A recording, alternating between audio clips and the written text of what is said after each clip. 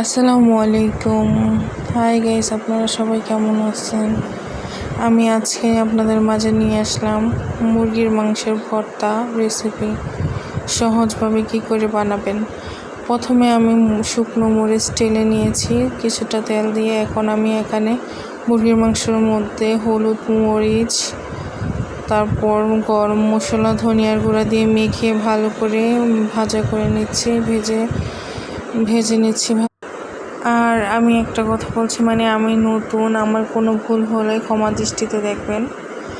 তো সাবস্ক্রাইব করে পাশে থাকবেন। তারপর ভাজা করে নেওয়ার পর নামিয়ে একটু ভালো করে ছিঁড়ে একটা পেঁয়াজ কুচি করে নিয়েছি, তার মধ্যে স্বাদ মতো লবণ দিয়ে দিয়েছি আর শুকনো মরিচ কুচি।